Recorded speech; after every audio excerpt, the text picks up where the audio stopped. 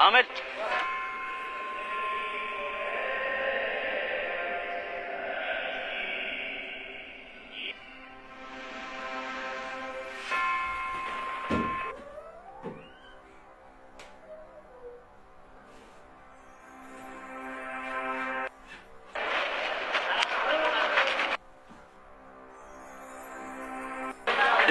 አመል እጅሽ ላይ ምንድነው ማየው?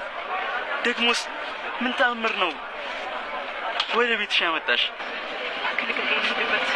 አመሊ ቆይ እኔ እንደተኛው ቤተክርስቲያን መርተሽ አንቺስ ደግሞ ወዴት ነው የምትሄጂው? ተሞኩ ነገር ሁኔታሽ ሁሉ እየመጣሽ እንጂ እየሄድሽ እኮ አትመስይም። ኧረ እባክህ ሲያምር ይቅርሽ። ይሄን ነበር የፈራሁት። አንተንም አሰሩ ካል ይኸውልሽ አመሊ እኔ በእውነተኛው ፍቅር ነው የታሰርኩት። እውነተኛው በሆነው የወይን ግንድ ፍቅር ነው ያሰሩኝ እና ይሄንን እውነት ደግሞ አንቺም ሁሉን ነገር እንድትረጁ ፈልጋለሁ። እኔ ካየሁት ቆየሁሽ። ቆይ ግን በምን ጊዜ በየትኛው ጊዜ ውስጥ ስለ ጌታው ቀኖስ ነይና ስለ ጌታ ስሚ ይሁን የምትለኝ? እስኪ ቆይ ልጠይቅ።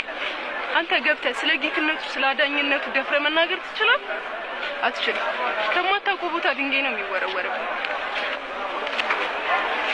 ጌታ ኢየሱስ ክርስቶስ በእልፍ አእላፍ መላእክት ከሚመሰገንበት ከአርያም ዙፋን ወርዶ በከብቶች ግርግም በበረት የተኛው እኔን ወደ ክብር ዙፋን ከፍ ለማድረግ በማየ ዮርዳኖስ በእደ ዮሐንስ የተጠመቀው ኃጢአትና በደል ኖረበት ሳይሆን በእኔ ላይ በአዳም ምክንያት የመጣብኝን እርግማን በጥምቀት ሽሮ ሕያው ከሆነና ከማይጠፋው ዘር አንዱ ሊያደርገኝ ነው።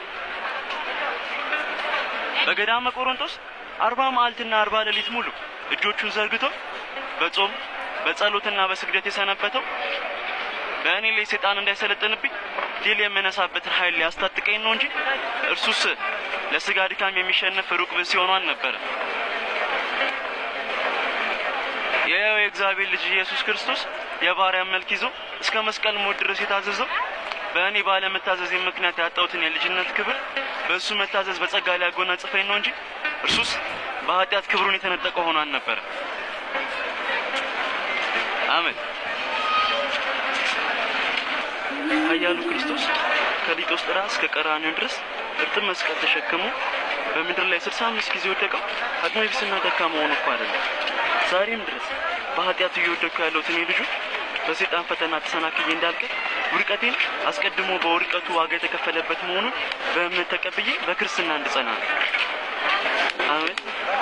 መድኃኔዓለም 120 ጊዜ በጥፊ የተመታው 42 ጊዜ እግሩን በዱላ የተቀጠቀጠው 80 ጊዜ ጺሙን የተነጨው 65 ጊዜ በአይሁድ ጡጫ የተመታው 6666 ጊዜ ነጭ አጥንቱ እስኪታይ ድረስ በአጁራት የተገረፈው ስጋው ከሰውነቱ ላይ ወድቆ ከምድር አፈር ጋር የተቀላቀለው ለማንም ብሎ አይደለም፣ ለኔ በአርያው ለፈጠረኝ በዳግም ልደቱ ደግሞ ልጁ አድርጎ እሱም አባት ለሆነ ለኔ ሲል ጌታ ከሊጦስ ጥራ እስከ ቀራንዮ ከጲላጦስ አደባባይ እስከ ቀያፋ ግቢ በጡጫና በጥፊ በስድብና በእርግጫ በብዙ መንገላታቱ ሳያንሰው 300 ረዣዥም እሾህ ያለው አክሊል በራሱ ላይ ደፍቶ በደም ላብ ፊቱ መጋረዱ 6666 ጅራፍ ወርዶበት ጀርባው መተልተሉ ስላለፈው የሰው ልጆች ኃጢአት ብቻ ሳይሆን ለዛሬም ጭምር የተከፈለ ሕያው ካሳ ነው።